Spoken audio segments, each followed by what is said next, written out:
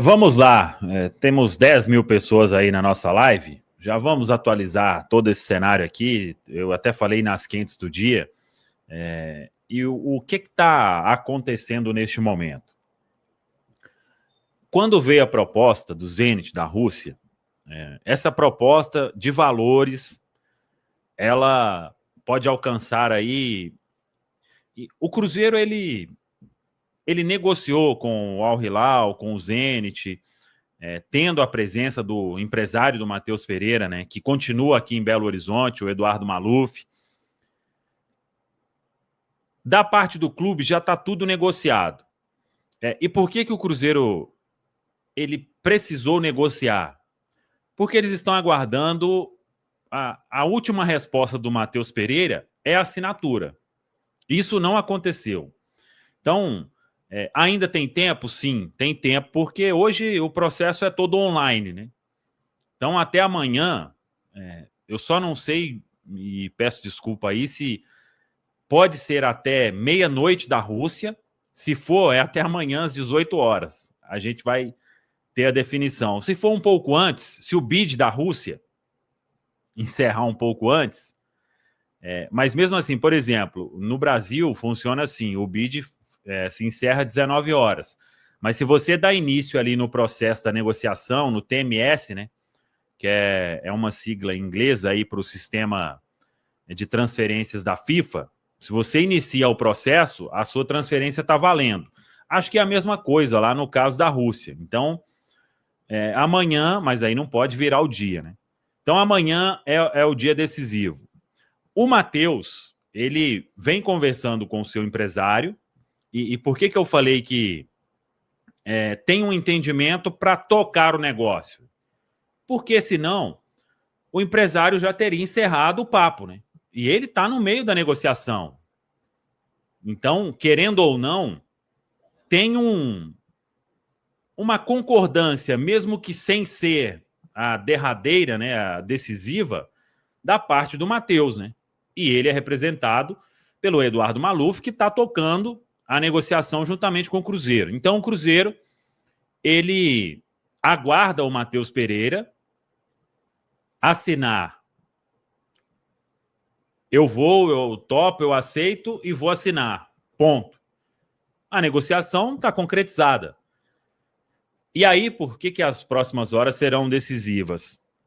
É porque a janela vai se encerrar. Então, o Cruzeiro concorda com uma negociação, chegou em valores que o Cruzeiro queria. No total, aí, uma negociação para alcançar 20 milhões de euros, com bônus a serem alcançados facilmente pelo Matheus Pereira se transferindo.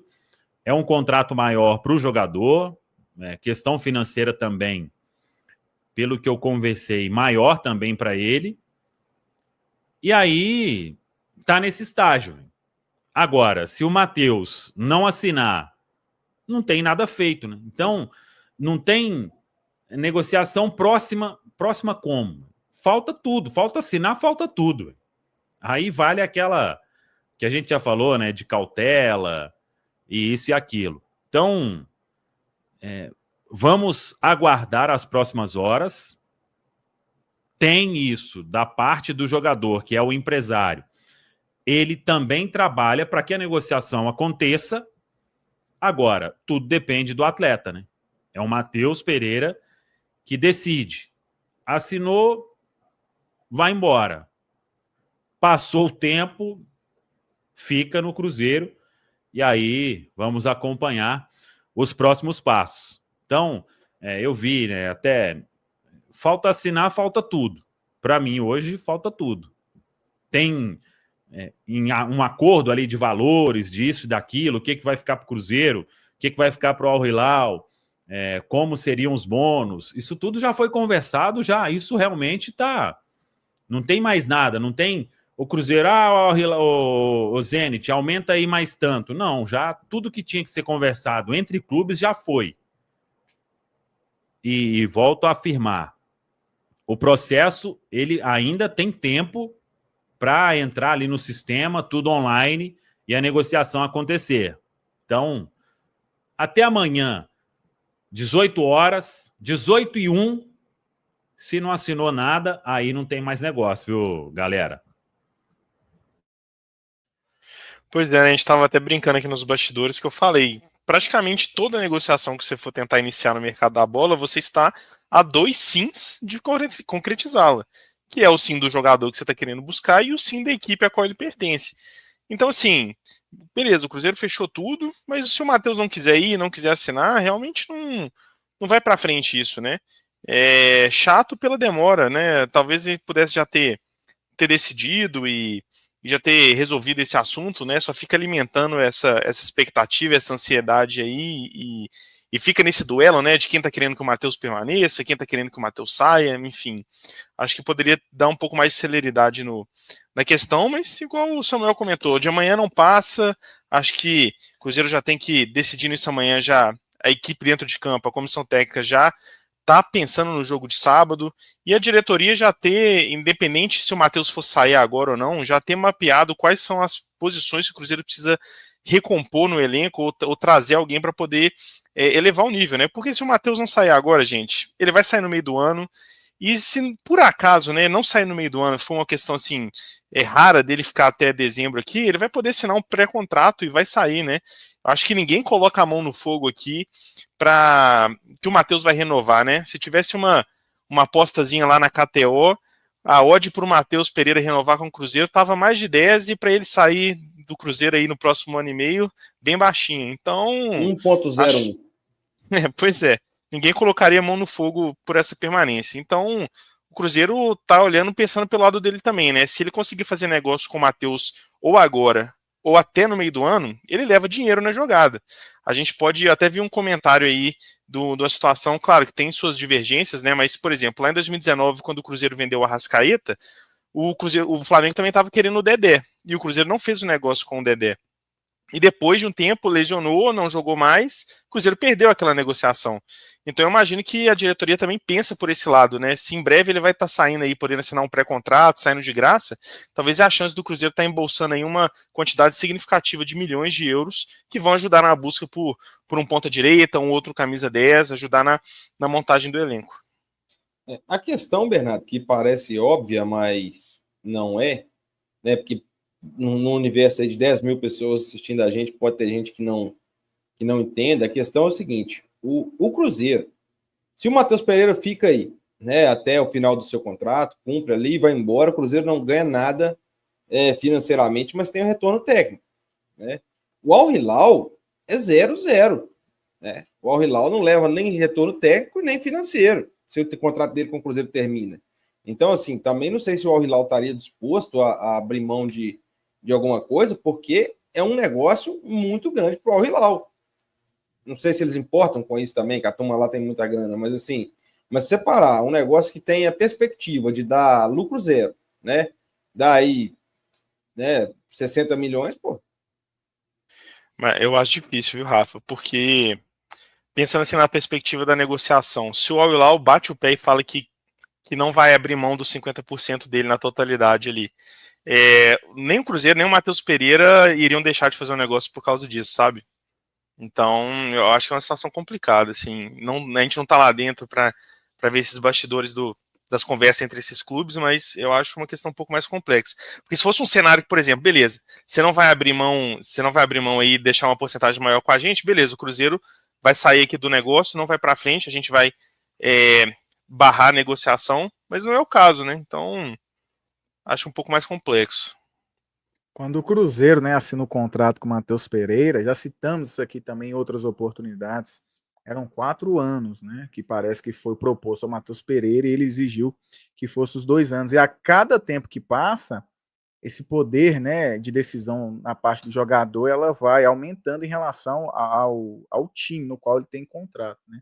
Então, provavelmente essa decisão, né, quando ele assinou o contrato de ter somente 2 anos, era justamente para, em caso deste momento chegasse, como chegou em outras oportunidades também, ele não ficar tão na mão do Cruzeiro para conseguir fazer também, né, a sua decisão se prevalecer. É ruim, né? Porque quando o jogador decide sair, ainda que está sob contrato. Até citei a questão do John Arias, né? O Fluminense, na minha opinião, agiu de uma maneira muito certa e tinha o tempo de contrato exatamente que o Matheus Pereira tem com o Cruzeiro, né? Antes da renovação dele, que aconteceu recentemente, que era até meio de 2026. E o Fluminense falou que para o futebol brasileiro não abriria mão e só chegaria também a negociar o atleta para a Europa se chegasse a um valor no qual ele conseguisse. De certa forma, parece que o John Arias também chegou a ficar insatisfeito em algum momento dessa dificuldade de se negociar, contudo, chegou ao ponto de renovar, né?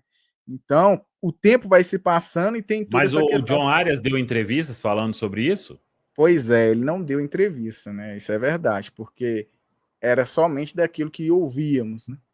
E o John Arias poderia estar insatisfeito da postura do Fluminense de estar ali praticamente irredutível para negociar. E o Fluminense agiu muito bem, né? Ao ponto de renovar com ele recentemente. Na minha opinião, o Cruzeiro vai ter que chegar numa postura como está chegando agora, né? E talvez, não sei se para vocês, você acha que para o Matheus Pereira isso, de certa forma, pegou de surpresa? O fato do Cruzeiro, com valores inferiores ao do Palmeiras, decidir abrir a negociação com o Zenit, ou você acha que faz parte da negociação?